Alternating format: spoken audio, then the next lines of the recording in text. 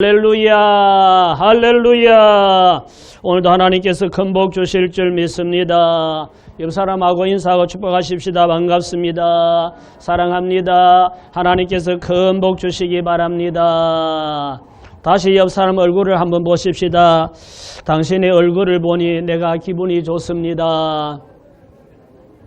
인상 쓰면서 그렇게 말하지 말고 그 말을 들으니 나도 기분이 좋습니다. 집사님 얼굴을 보니, 따라하세요. 집사님 얼굴을 옆 사람 보고 얼굴을 보니 꼭 할 것 같습니다. 뭘 할 건지는 알죠? 성경도 읽을 것 같고, 전도도 할 것 같고, 행복도 할 것 같고, 돈도 많이 벌 것 같고, 할렐루야. 하나님께서 은혜와 복을 주실 줄 믿습니다. 어느 유가족이 연세대학교를 상대로 재산 반환 청구 소송을 했었다고 합니다. 상당한 재산을 가진 아버지가 자녀들에겐 해줄 만큼 해주었으니 남은 재산을 사회에 환원하겠다라고 생각을 하셔서 돌아가시기 전에 모든 재산을 연세대학교에 이 젊은 인재를 양성하는데 사용하도록 헌납하겠다, 이런 유언장을 남기고 돌아가셨기 때문에 부동산 또 은행에 있는 예금, 주식 100억이 넘는 엄청난 재산을 연세대학교에 장학금으로 증여가 되었는데, 나중에 이 자녀들이 이 일을 제기한 거예요. 유언장은 아버지 자필로 기록한 것이 맞지만 거기에 아버지가 본인이 찍은 날인도 없고 사인도 없기 때문에 이건 유언장으로 인정할 수가 없다. 이래서 다시 재산을 돌려달라는 청구소송을 했는데 재판부에서 아마 양쪽을 다 달래기 위해서 그런 판결을 내리지 않았을까 생각하는데, 부동산은 연세대학교에, 그리고 은행의 예금과 주식은 자녀들에게 돌려주라, 이렇게 판결을 했었다고 합니다. 왜 이런 이야기를 하는가? 오늘 주제가 뭐였죠? 유언장을 남길 때는 혹시 여러분들도 남은 재산은 나 교회에다가 헌납하겠다, 이럴 분도 혹시 있을지 몰라서 알려드리는 거예요. 유언은 육성으로 녹음을 하든지, 녹음 파일을 만들어 놓든지, 아니면 유언장을 썼으면 변호사를 찾아가서 공정을 해야 이 유언장은 법적으로 인정한다, 공정을 받아 놓아야 효력이 있다고 그럽니다. 사람이 죽을 때 남기는 그 유언, 이건 자녀들이 거역하기 어려울 만큼 힘이 있는 말이요 글이라는 거죠. 오늘 우리가 읽은 말씀은 예수님이 부활하시고 성천하시기 직전에 마지막으로 제자들에게 유언처럼 하신 말씀입니다. 너희는 온 천하에 다니며 만민에게 복음을 전파하라. 이 말씀은 하나님의 자녀요 예수님의 제자인 저와 여러분들이 이 세상에 살아가면서 실행해야 될 중요한 과제입니다. 이 명령은 예수님이 우리에게 마지막으로 남긴 유언과 같은 말씀이기 때문에 그렇습니다. 그래서 오늘은 유언이라는 이런 제목으로 말씀을 전할 때 은혜 받는 복된 시간 되시기를 예수님 이름으로 축복합니다. 아멘. 마가복음 16장 15절을 보십시다. 너희는 온 천하에 다니며 만민에게 복음을 전파하라 그랬죠. 첫 번째가 만민에게 복음을 전파하라고 하셨습니다. 예수님의 유언은 온 천하에 다니며 만민에게 복음을 전파하라는 것입니다. 여기에 온 천하가 어디예요? 온 천하는 이 국경을 초월하여서 사람들이 사는 곳이면 어디든지 가서 전하라는 말씀입니다. 그래서 선교사들이 세계 각국에 나가서 복음을 전파하고 있습니다. 그 다음에 만민에게는 인종을 초월하여 어떤 종족이든지 하나님의 형상대로 지음받은 사람들은 누구나 다 이 복음을 듣게 하라, 이런 말이죠. 그래서 국경을 초월하여 인종을 초월하여 모든 사람들이 이 복음을 들을 수 있도록 너희는 가서 전파해라, 이 말씀을 예수님이 하시고 성천하셨어요.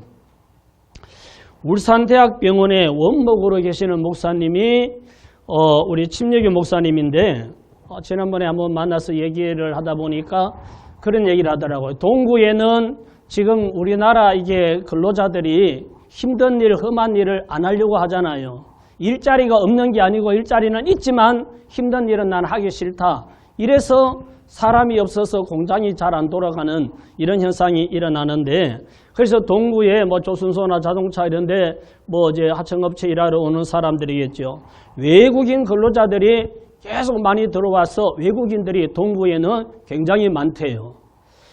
이게 밤에도 뭐 이렇게 나가보면은 외국인들이 막 이렇게 어울려서 다니고 이런 걸 많이 볼 수 있는데, 그러면서 그 목사님 하시는 말씀이 이 사람들이 우리가 나가서도 전해야 되는데 우리나라에 와가지고 있고 이 사람들이 또 앞으로 자녀도 낳고 정착해서 또 살게도 되고 하는데 이 사람들에게 복음을 전할 이런 방안을 우리 울산의 교회들이 좀 고민해야 될 것 같다, 이런 이야기를 하더라고요.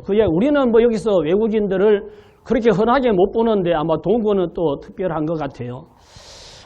만민에게 복음을 전하라고 했으니까 하여튼 그 사람들이 뭐 우리는 가서 전하려고 해도 말이 안 통하니까 잘 안 되지만 어떤 여건이 되는 사람들은 좀 무슨 방안을 해서 들어와 있는 외국인들에게 복음을 전하는 것도 해야 될 우리의 사명입니다.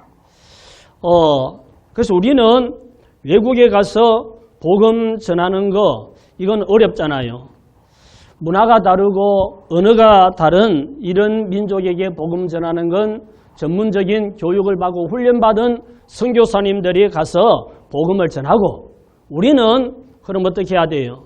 우리는 같은 문화권에서 같은 언어를 하는 우리 이웃들에게 복음을 전하면 되는 거예요. 쉽죠? 비행기 타고 저기 안 가도 되고 뭐 다른 언어를 안 배워도 되니까. 120년 전, 지금으로부터 120년 전 우리나라, 150년 전 우리나라가 어떻겠어요? 참 가난하고 못 배우고, 그때는 여자들은 사람 취급도 안 하고 공부도 안 가르치고 뭐 이랬을 때예요. 그 건국 전쟁 영화를 보다 보니까 여성들에게 투표권을 준 건 이승만 대통령이 여성들에게도 투표권을 줘야 된다, 여자들에게도 가르쳐야 된다 해서 교육을 시키게 하고 투표권을 줬다 하더라고요. 120년, 150년 전에 이렇게 가난하고 못 배우고 생활 환경도 형편이 없고 이럴 때, 그때 선교사들이 왔을 때도 우리나라 사람들이 외국인들을 보고 서양 귀신이라고 그랬어요. 이랬을 때에 젊은 선교사들이 우리나라를 찾아와서 말도 안 통하고 생활 환경도 정말 열악한 그런 가운데서 고생하면서 복음을 전해서, 그래서 오늘 우리도 예수 믿고 구원을 받게 된 줄 믿습니다. 이 선교사님들 덕분에 우리나라에 교회가 세워지고 병원이 세워지고 학교가 세워지고 이래서 사람들의 생각이 열리고 그렇게 해서 우리나라가 발전할 수 있는 기반을 마련한 겁니다. 경제발전도 되고 교회도 부흥되어서 빚 갚는 심정으로 우리도 선교사들을 외국에 믿지 않는 나라에 보내야 된다 해서 선교사를 1명, 2명 보내기 시작을 했는데, 현재는 우리나라가 미국 다음으로, 미국이 선교사를 전 세계에 제일 많이 보내고 그 다음 우리나라는 미국에 비하면 작은 나라지만 미국 다음으로 선교사를 전 세계에 제일 많이 파송한 나라가 되었습니다. 근데 우리나라가 이렇게 잘 살기 전에는 신앙생활도 열심히 했고 저녁마다 모여서 기도도 열심히 하고 또 교인들이 열심히 안 믿는 사람들 찾아다니면서 전도도 해서 믿는 사람들이 많았습니다. 교회가 부흥되고 믿는 사람들이 많았습니다. 그런데 경제적으로 발전하고 잘 살게 되면서 신앙생활도 나태해지고 교인들이 전도를 하지 않으니까 믿는 사람들이 줄어들었습니다. 전 세계로부터 이상한 문화가 들어오고 또 이상한 종교들도 들어오고 이단 사이비 이런 것들도 생기고 이러면서 불신자들은 세속적인 문화에 빠져서 향락 문화에 빠지고 인본주의에 빠져서 복음을 듣지 않고 오히려 교회를 혐오의 대상으로 매도하는 이런 사람들이 생겨났습니다. 옛날에는 그랬잖아요. 부모님이 안 믿어도 자녀들은 교회 가라.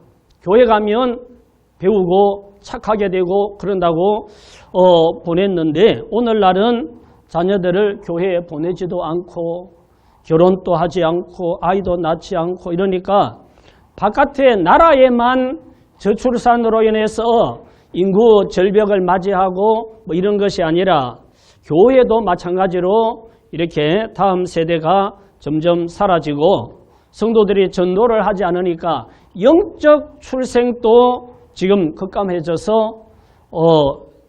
믿는 사람들이 굉장히 줄어든 이런 계속 줄어들고 있다는 거죠. 이제 오래 믿은 분들, 연세가 많은 분들은 돌아가시고 자녀들은 안 태어나고 전도는 안 하고 이러니까 전체적으로 그런 상황을 맞이하고 있습니다. 나라와 민족을 위해 기도하고 오른손이 하는 것을 왼손이 모르게 사랑을 실천하고 그래도 신앙 양심으로 살려고 하는 성도들이 모여서 예배드리고 기도하는 교회가 그래도 세상의 희망인데 등불이고 희망인데 교회의 교인이 줄어들고 교회가 점점 없어지고 이렇게 되는 것은 이건 교회 기독교만의 문제가 아니라 국가적으로도 위기가 아닐 수 없습니다. 이런 시대를 우리 그리스도인들이 어떻게 살아야 할까? 이걸 우리는 생각해 보아야 합니다.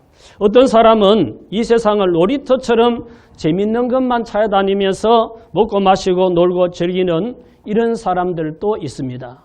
어떤 사람은 이 세상을 전쟁터처럼 사는 사람도 있습니다. 남들과 싸워서 이기고 정복하고 자기의 탐욕을 채우기 위해서 아주 투쟁적으로 사는 사람도 있습니다. 어떤 사람은 일밖에 모르고 일만 하다가 일생이 다 가는 사람들이 있습니다. 방송을 보다 보니까 무슨 뭐 장사의 신이라든지 뭐 손님들이 많이 모이는 뭐 특별한 그런 뭐 가게라든지 이런 걸 소개해 주는 걸 보다 보면 인터뷰하는데 그 식당이나 어떤 가게를 운영하는 사람이 거의 쉬는 날 없이 일주일 내내 매일 그 가게를 지키고 아침 일찍부터 저녁 늦은 시간까지 장사하고 이렇게 하다가 늙은 거예요. 나이 들고. 그러다가 어느 날 이제 끝나는 거죠. 일만 하다가 여행도 한번 못 가보고 여러분처럼 주일날 교회 예배드리러도 못 오고 그냥 오직 거기에 식당에 가게에 거기에 일만 하다가 그냥 인생이 가버립니다. 어떤 사람은 오직 자식을 위해서 가르치고 자식이 잘 되도록 뒷바라지 하느라고 그냥 다 뭐 어떤 분들은 그런 분 있죠. 자녀들 데리고 외국 가서 아내는 외국 가서 자녀들 먹이고 뭐 이렇게 이제 유학시키고 아버지는 국내에서 돈 벌어서 보내고 부부간에 뭐 같이 살지도 않고 뭐예요.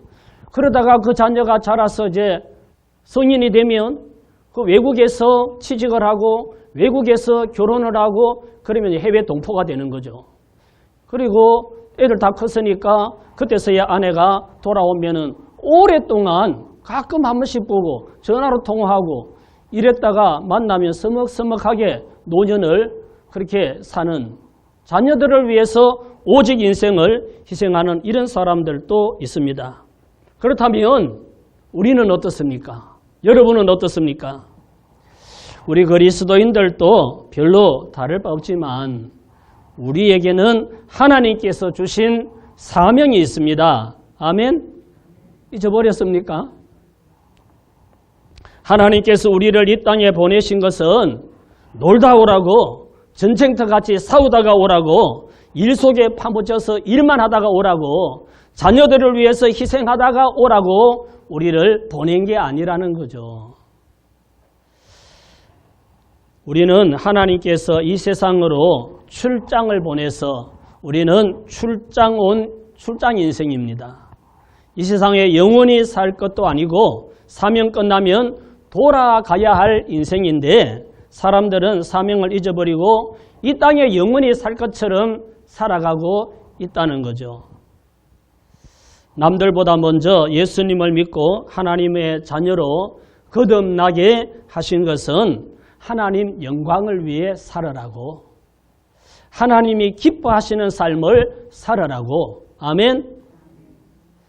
멸망으로 달려가는 영혼들에게 복음 전하라고, 남들보다 먼저 하나님이 우리에게 은혜를 베풀어 주신 줄 믿으시기 바랍니다. 예수 믿으면서도 뭐 놓을 것만 찾고 또는 뭐 이렇게 전쟁하듯이 막 그렇게 육신의 욕망들을 쫓는 인생, 아니면 일 속에 파묻혀서 자식들만을 위해서 이렇게 사는 거 아니라는 거예요. 하나님께서 출장 기한이 끝났으니 돌아오라고 하실 때까지 우리는 복음 전파라는 이 유언을 지키는 저와 여러분 되시기를 예수님 이름으로 축원합니다. 온 천하에 다니며 만민에게 복음을 전파라. 이거 예수님이 우리에게 주신 유언 같은 말씀입니다. 자, 마가복음 16장 16절 보십시다. 16절이 이게 안 돼 있네요. 16절 제가 읽어드릴게요. 믿고 침례를 받는 사람은 구원을 얻을 것이요 믿지 않는 사람은 정죄를 받으리라. 자, 믿고 침례를 받는 사람은 구원을 얻을 것이요 믿지 않는 사람 정죄를 받으리라.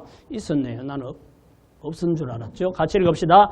믿으면 구원, 믿지 않으면 정죄받는다 하셨습니다.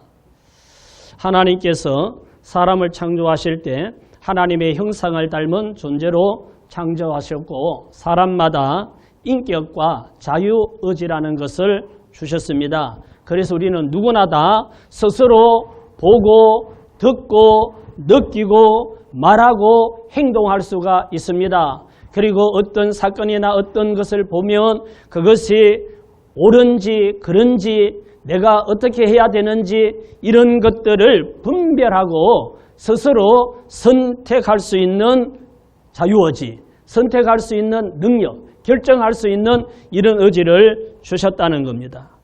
그래서 하나님께서 이거 믿고 구원받는 것이 너무나 중요하고 이게 반드시 필요하지만 그렇다고 해서 하나님께서 억지로 강제로 믿게 하시지 않는다는 겁니다.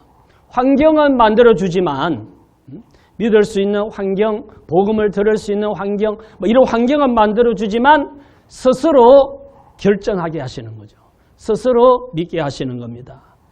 먼저 믿고 구원받은 사람들에게 복음을 전파할 때 성령님이 감동도 주시고 깨닫게도 하지만 결단은 누가 해야 돼요? 본인이 하는 거예요. 본인이 믿을 건지 말 건지 교회 갈 건지 안 갈 건지 뭐 이런 거는 본인이 결단하는 거지 누가 억지로 하지 않는 거예요. 성령님이 감동도 주고 깨닫게도 하고 느끼게도 하지만 그러나 그걸 자기가 무시해버리면 안 되는 거죠. 복음을 듣고 믿으면 구원을 받지만 들어도 믿지 않으면 정죄를 받는다. 정죄받는다는 말은 심판받는다는 말입니다. 믿지 않으면 심판을 받고 지옥불에 들어간다는 겁니다. 그래서 우리 먼저 믿는 우리가 지금 믿지 않는 가족이 있다면 그 가족, 친척이 있다면 그 친척, 이웃, 친구, 직장 동료 이런 사람들이 믿으면 구원받는데 믿고 구원을 받도록 우리가 기도해주고 우리가 권면하고 우리가 이끌어주고 우리가 도와주어야 된다는 거죠. 로마서 10장 13절을 보십시다. 로마서 10장 13절 안 넘어가요. 누구든지 주의 이름을 부르는 자는 구원을 받으리라. 그런즉 그들이 믿지 아니하는 이를 어찌 들으리요? 듣지도 못한 이를 어찌 믿으리요? 전파하는 자가 없이 어찌 들으리요? 보내심을 받지 아니하였으면 어찌 전파하리요? 기록된 바 아름답도다. 좋은 소식을 전하는 자들의 발이여함과 같으니라. 아멘.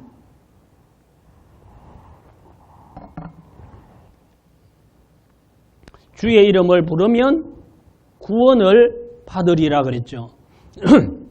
그런데 말씀을 읽어보면 예수 믿지 않는데 안 믿는 사람이 주님이라고 부를 수 있어요? 없잖아요. 믿지 않는데 어떻게 부르리요? 그런데 믿으려고 해도 듣지도 못했는데 어떻게 믿으리요? 전해주는 사람이 없는데 어떻게 들으리요? 그러잖아요. 그래서 복음을 전파하러 가는 사람의 그 발이 아름답다는 거예요. 이 말씀은 주변에 믿는 사람들 많은데 또 그 사람들이 교회 오라는 말도 해서 들었는데 진심으로 자신에게 복음을 전해주는 사람은 없었다는 거예요. 그냥 지나는 말로 교회 와. 같이 교회 좀 가지. 이런 말들은 듣고 주변에 믿는 사람들도 있지만 정말 나에게 진심으로 예수 믿어야 된다고 이렇게 전해주는 사람이 없었기 때문에 내가 듣지 못해서 믿지 못했고 믿지 않으니까 주님 부르지 않았고 그러니까 내가 구원받지 못했다는 겁니다. 그럼에도 불구하고 복음을 전하는 사람의 발이 아름답다 그랬습니다. 지나는 말로 한마디 교회 오라고 교회 가자고 해서 와서 듣고 예수 믿으면 정말 땡큐지만 그렇게 간단하지 않거든요. 그래서 디모데후서 4장 2절입니다. 너는 말씀을 전파하라. 때를 얻든지 못 얻든지 언제요? 항상 힘써라. 범사의 오래 참음과 가르침으로 경책하며 경계하며 권하라. 때가 이르리니 사람이 바른 교훈을 받지 아니하며 기가 가려워서 자기의 사욕을 따르는 스승을 많이 두고 또 그 길을 진리에서 돌이켜 허탄한 이야기를 따르리라. 때를 얻든지 못 얻든지 전파하기를 항상 힘써라. 오래 참고 가르치고 경책하고 권해라. 오랫동안 참으면서 기도하고 그리고 또 권하고 내 진심이 정말 내가 너를 사랑하고 내가 정말 너를 전도하고 싶다 하는 이 마음이 그 사람에게 느껴지도록 오래 참고 하라는 겁니다. 사람들은 바울은 교훈인 복음을 받지 않고 자신의 사욕을 위해서 세상의 허탄한 이야기에 귀를 기울이고 따르기 때문에 전도하는 거 인내심을 가지고 기도하면서 내 진심이 그 사람에게 전해지도록 해야 그 마음의 변화가 일어나게 된다는 겁니다. 돈만 쫓던 삭개오가 왜 예수님 앞에서 주님 오늘 내가 결심했습니다. 무슨 결심했는데? 저의 재산 절반을 팔아서 가난한 사람들에게 나눠주겠습니다. 그리고 부당하게 거둔 세금이 있으면 장부다 확인해서 네 갑절로 내가 갚아주겠습니다. 왜 그런 고백을 했겠어요? 예수님이 자신을 진심으로 사랑한다는 그 진심이 느껴진 거예요. 그 많은 사람들이 자기를 외면하고 죄인 취급하고 말도 안 하고 이랬는데 예수님이 삭개오를 찾아와서 내가 오늘 너희 집에 하룻밤 자야 되겠다 했을 때 예수님 모시고 가서 이야기를 들었는데 그 속에 삭개오가 느낀 거죠. 이분이 진심으로 나를 사랑하시는구나. 정말 내가 이 돈을 쫓는 것이 문제가 아니구나 하는 것을 깨달았기 때문에 자기의 재산을 다 쏟아놓는 거죠. 주님 앞에. 진심이 느껴지도록 우리가 누군가에게 복음을 전해받는가 하는 것을 우리 스스로 한번 생각해 볼 필요가 있습니다. 고린도전서 1장 21절입니다. 고린도전서 1장 21절 하나님의 지혜에 있어서는 이 세상이 자기 지혜로 하나님을 알지 못하므로 하나님께서 전도의 미련한 것으로 믿는 자들을 구원하시기를 기뻐하셨도다. 하나님이 구원하시는 방법은 사람들이 볼 때는 미련해 보여도 먼저 예수 믿고 구원받은 사람들이 안 믿는 사람들에게 전도하는 그 전도를 통해서 믿는 사람을 구원하시기를 기뻐하신다는 겁니다.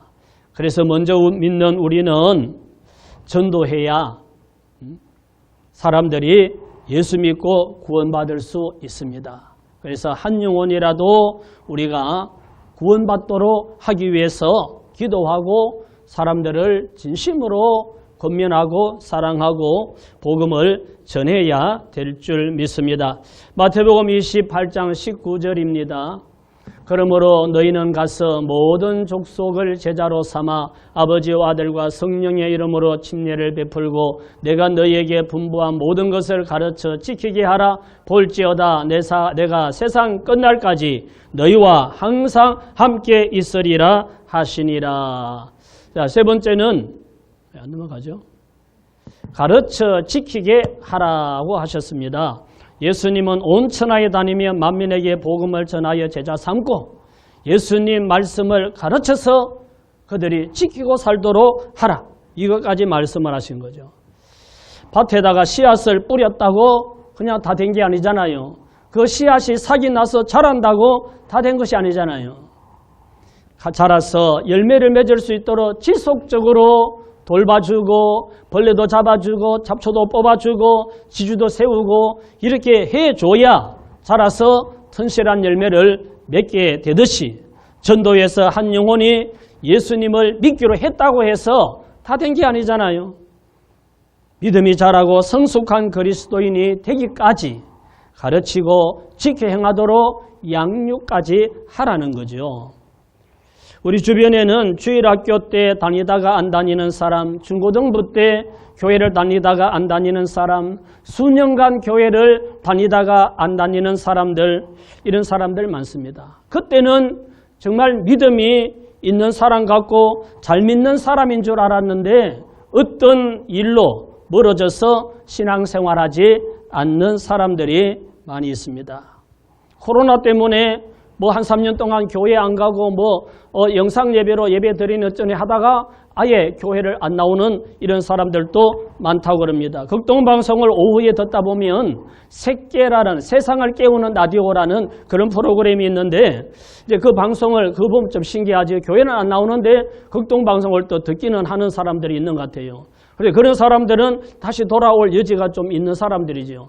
그래 보면은 이제 신앙생활 하다가 방학한 사람 방학이라고 문자 보내라고 이러면은 그 이제 PD가 방송하면서 전화를 걸어서 연결하고 몇 년 방학했느냐 뭐 8년째 지금 교회를 안 나간다 뭐 10년이 됐다 뭐 4년이 됐다 뭐 이런 얘기 하는데 그 얘기를 하다가 이제 저기 선물도 뭐 이렇게 주고 이제 한다고 선물도 골라라 그러고 그리고 이제 기도 한번 하자고 해서 그 사람들에게 영적 기도를 따라하게 하고 그리고 이번 주에 교회 좀 가라고 꼭 교회 가라고 교회 갔다가 갔다는 그 메시지도 문자로 좀 보내달라고 이렇게 방송을 하는데 그래서 세상을 깨우는 이런 방송이라고 하고 하는데 그 연결된 사람은 영적 기도를 따라해요 하고 교회 가겠다고 하는 사람들이 있는데 우리 주변에는 과거에 믿었지만 지금은 전혀 불신자처럼 안 믿는 교회를 안 다니고 신앙생활 안 하는 사람들이 있습니다. 여러분 주변에도 그런 사람들이 있을지 모릅니다. 교파와 관계없이 그런 사람들 겉면에서 교회로 데려오시기 바랍니다. 그분들에게 다시 우리는 복음을 전하고 말씀을 가르쳐 지키게 해야 합니다. 우리가 눈 감을 때까지 믿음은 챙겨야 합니다. 아내도 남편도 자녀도 어린이도 어른도 믿음이 강한 사람이 믿음이 약한 사람을 가르치고 지키도록 권면하는 거 천국 갈 때까지 해야 됩니다. 아멘. 그냥 놔두면 안 되는 거예요. 그래서 계속 권면하고 격려하고 또 가르쳐주고 해야 믿음, 성숙한 믿음의 사람이 되는 거예요. 옛날 이야기지만 미국 아이오와주 웨스트 브로치라는 마을에 30세 중반의 한 중학교 교사가 주일날 교회에 가다가 골목에서 아이들 4명이 놀고 있는 것을 발견을 했어요. 갑자기 마음에 내가 전도를 못했는데 저 아이들 한번 전도해 봐야 되겠다 생각을 하고 아이들에게 얘들아 교회 가자. 그러니까 아이들이 들은 척만 척하고 자기들 그냥 놀고 있는 거예요.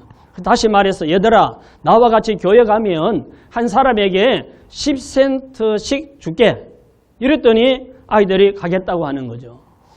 10센트는 지금도 얼마 안 되지만 뭐 우리나라 돈으로 뭐 환율이 좀 올랐으니까 뭐 가지만 100원짜리 동전 하나 정도라고 생각하면 돼요. 뭐 그 돈도 그 당시에는 아이들에게는 귀한 돈이었겠죠. 그래서 선생님은 아이들을 데리고 교회 가서 예배를 드리고 오후에 집으로 오라 그래서 맛있는 음식을 해주고 성경 공부를 가르쳤습니다. 그리고 매주 교회 올 때마다 10센트씩을 주었습니다. 아이들은 예배드리고 성경 공부하는 것이 뭐 좋았으라기보다 10센트씩 용돈 받는 것이 좋아서 계속 교회를 나가서 성경 공부를 했는데 그렇게 이 선생님이 성경을 가르치기 시작을 해서 그 아이들이 초등학교, 중학교, 고등학교를 졸업할 때까지 계속했다고 그럽니다. 아이가 크니까 그 큰 아이들에게 10센트 줄 수가 없을 거 아니에요. 뭐 1달러씩 줬던지 그래서 돈도 많이 들었다고 합니다.